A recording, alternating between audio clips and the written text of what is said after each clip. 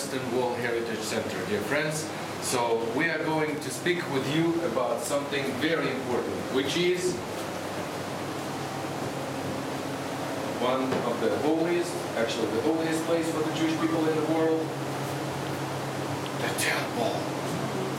Yes, and everything begins. This is a topography of the area where Jerusalem is, and everything begins with this little hill. Historically, this little hill and this little saddle between two valleys is a place where Jerusalem was built. Okay. According to the Jewish tradition, okay, I don't know if we can really, 100% rely on this tradition, because I studied a little bit, and it doesn't convince me 100%. The first mention of this place, the Temple Mount, or Mount Moriah, is in the book of Genesis, in the first book of the Bible, where we hear the story about the binding of Isaac. Our forefather Abraham is tempted by God.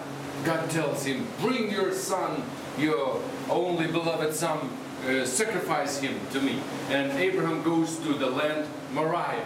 So the Jewish tradition says that this land Moriah and later Mount Moriah is the same thing. So actually Abraham was going to sacrifice his son at the place where later the temple will be built. But speaking literally, because I tried to study, historically, the Bible, I'm not 100% convinced. It sounds kind of plausible, but you will see that the Christian tradition actually says that the place of binding of Isaac was where Golgotha is today, the Holy Sepulchre Church. That's what they believe, although also don't have any proof of it. Okay? So, yeah, never again, nobody would say that they knew where this place was in the Bible, on the pages of the Bible. Not Solomon, not anybody else, not Jesus, nobody spoke about it again, that we kind of knew where this place was. But this is a Jewish tradition that says that God was tempting Isaac. Of course, the Jewish rabbis say God doesn't tempt anybody. God doesn't fool around with anybody. God cannot say, okay, sacrifice your son, and then I was just kidding. I just wanted to see, because then we will not trust God. Right? So this was Abraham's understanding, because he comes from the world where this was a common thing to sacrifice the most dear to you. Okay, but God doesn't want human blood. And this was a turning point in history. I don't want blood of humans. Bring me the substitutional sacrifice. And that's when the substitutional sacrifice was established. A lamb that in our understanding, in the Christian understanding, then later led to the Lamb of God, Jesus, who gave his life for the sins of the world. So this was this place. Later, Jerusalem, historic Jerusalem, was here in the times of David. You see, this would be a Kidron Valley, this would be a Hinnom Valley. We've seen both of them, right or not? Okay, so... Where's Golgotha? Golgotha? You cannot see Golgotha here, and we don't know that. Okay. We have two versions of Golgotha. So you cannot see it here. Would it also possibly be the place where Goliath's head was buried? There's a discussion. Goliath's head. Never heard of it before. Well, maybe, I don't know, never heard. So, next. This place was a place where the first in history temple dedicated to one God was built. Approximately in the year 957 BC, Solomon erected a temple dedicated to one God, the creator of the universe, invisible, not material, something that was new for human minds. And when he built this temple, Solomon, when he built this temple, the pagan understanding that God's really dwelt in the temples, okay? That's what they thought. But Solomon, even after building this magnificent temple, he says in 2 Chronicles 6, but will God indeed dwell with man on the earth? behold, heaven and the heavens of heavens cannot contain you. How much less this temple which I have built. Yet regard the prayer of your servant and his supplication, O Lord my God, and listen to the cry and the prayer which your servant is praying before you, that your eyes may be open towards this temple day and night forever and ever. So the Jewish people say, so not the temple then, but the place. Maybe the temple will be destroyed one day.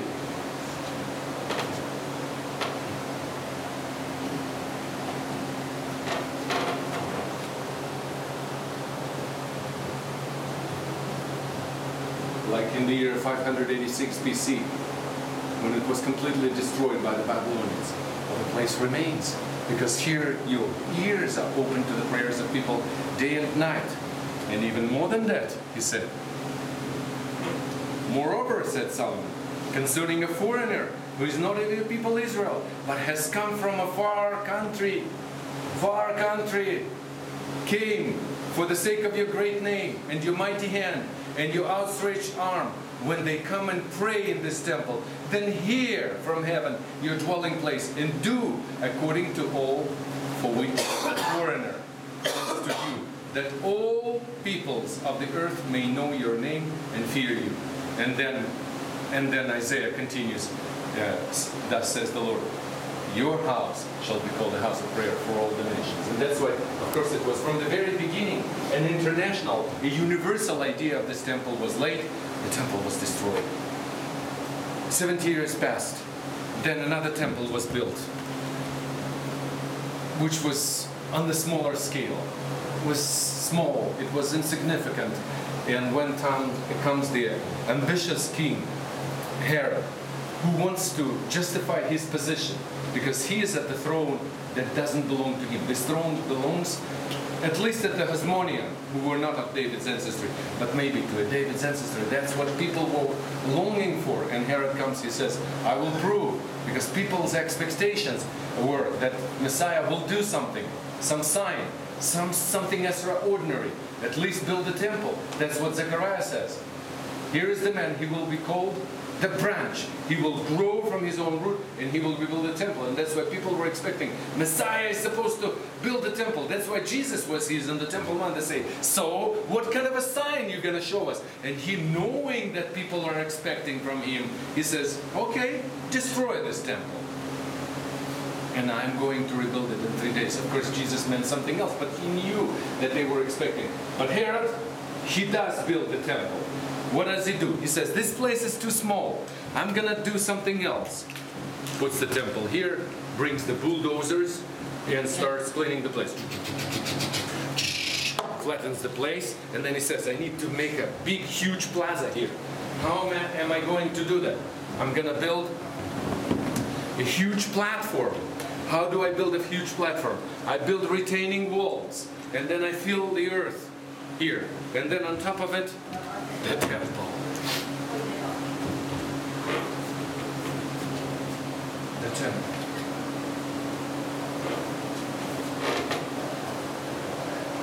The temple. You see? From above. You see from here? You see that there is a plaza. And it's surrounded, supported by the retaining walls. That's a place where you just pray. A Western Wailing Wall. But this is only 200 feet. But this is part of the much larger wall. And here, all these retaining walls, when the temple was destroyed, I showed you already, the destruction of the temple. It's the same picture again. The temple was again destroyed by the Romans in the year 70, yes? But the plaza remained, the place remained empty. And the walls remained. Okay, Jewish people were expelled.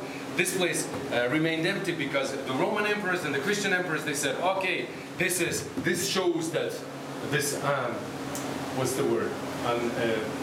Fameless end of the Jews, okay? And they didn't build on top of the Temple Mount anything. Only until the Muslims came. When the Muslims came, Caliph Omar, he is surrounded by the Jew that was converted into Islam, and these are historical facts. His name is Abu Ishaq, and Caliph Omar receives the surrender of the city from the Christian patriarch Sophrony, and he writes in the city, says, Holy City of Abraham, of Dawood. Abraham is Ibrahim, Dawood, and Suleiman, Abu Ishaq. Show me the place where was a temple of Prophet Suleiman. He brings him here. He says, here. He says, oh, that's where the mosque, the earliest Muslim structure in the world, was built in Jerusalem. I mean, Mecca, it's pre-Islamic. Mecca is pre-Islamic holy place, okay? They just incorporated it into Islam. So they built this. If I find it, okay. This. In the year 691 AD, the dome and the rock is built.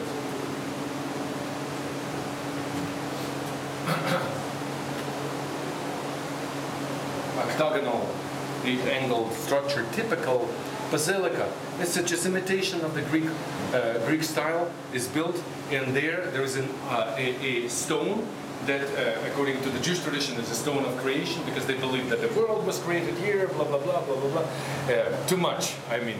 And but for the Muslims, that's a place from which Muhammad ascended to heaven, and he received the major commandments of Islam, 5 pillars of Islam, okay? Which is interesting. It's like imitation of Moses, who went up Mount Sinai and received the commandments. Here's Muhammad goes up heaven, and the same day he comes back bringing 5 major commandments for the Muslim people. If you want, I will tell you later. It's not our topic right now, okay? So this is here. Then Al-Aqsa here. In 705, it was destroyed by the earthquake. What you see now is a structure that was built later by the ruler Az-Zakhir in 1033. So it's not the same which was built in the beginning. Okay, so it's here. The Dome on the Rock is here. Al-Aqsa is here. Okay, so then this was a Muslim city for 100 years of Crusaders. All the time, Muslim city, Muslim city. Muslims lived here, and they built. They didn't care. They built a whole quarter here. Sorry, it broke. Okay. You see that? They built, this is where we are now, the visitor center, yes? They built and they built and they built, and I told you, inside the old city, the largest quarter is Muslim. It's 23,000 people. But even before that, it was all Muslim, okay? It's right now, you have this quarters, Armenian quarter, blah, blah, blah. Back then, it was all Muslim until the British redemption, we call it. In 1917, General Allen became. Before that, 400 years Muslim, Mamluk period Muslim. So they built, okay? And when Jerusalem was liberated in 1967, okay, they built it so close. See here. Okay. To the wall. See? Does it show? Yes. See? Everything. That when Jerusalem was liberated in 1967, this, small section of the Western Wall where the Jews prayed, because they were not allowed, because it's not the wall, it's the Temple Mount, but they were not allowed to go to the Temple Mount, because they were Muslim shrines. So they prayed wherever they were allowed. At this place, believing that at least something, where we can pray. Of course, later they said, oh, it's closer to the Holy of Holies. How do you know where the Holy of Holies was? It's just whatever was, for us possible. And this place was so close that Jews could not, 1 meter maybe. They just prayed like this. And then the government, after the 6-day war, they said, no, we're going to do this. So they destroyed all the buildings here, and they compensated, of course, the Arabs, moved them from here, this moved them the quarter, and made this plaza here, yes, where we were standing. This is only after the 6-day war. Then they said, we want to see another, this is only 200 feet, we want to see all this, okay? How can we see all this if there are Muslim houses here? We're going to dig. And they started to dig. Of course, first to dig were British explorers, but they built shafts. I showed you before. Let me show you again. They built shafts.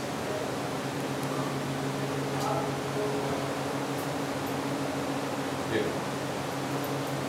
Charles Wilson in 1847, 1867 Then Charles Warren, a very important scholar, devout Christian, they built shafts, but then the Muslim government saw that their buildings digging something there in order to get to the Temple Mount, and they banned. But at least they found something. Wilson and Warren, Robinson later, they found something laying the foundation of future exploration. But after the 6 Day War, okay, the Jews continued, okay, and they continued, and they said, okay, so we have a plaza here.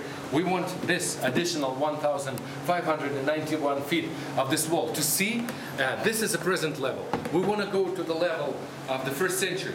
Then you need to go 10 feet lower because the level of the 1st century is lower, right? So they started to dig. They finished the excavations here, and they found very interesting artifacts, parts of the wall. They found the street from the 1st century there and things like this. Okay, and then, you know, people went here, yes, to the tunnel. They started to let people in. People come here and then they need to go back, which created additional difficulties. Okay, then the government in 1996, I was already in Israel. Benjamin Netanyahu said, okay, we're going to make an exit here. But this is a Muslim quarter, okay? And it's Via Dolorosa. How come Via Dolorosa is a Muslim quarter? I told you, because it was all Muslim, okay? And all the Christian places were also in the Muslim quarter. So this is Via Dolorosa, Muslim quarter. They made an exit there, and Muslims were threatened. And there were riots. And over 40 people were killed during the riots. Now they put the security here, and sometimes they tell you, okay, don't go there, it's tents, like yesterday, and then you go back. But normally we come out there is a security, I ask them, is everything okay? They say, okay. And we come on Via Dolorosa, out, okay? So that's what we're gonna do. We're gonna see together what was found. In my opinion, this is one of the most interesting places here that brings us back to the 1st century. Okay, tomorrow we're going to go to the 11th century, 10th century BC. Today we're going to the 1st century, Jesus times, more or less. Okay? Let's do them together.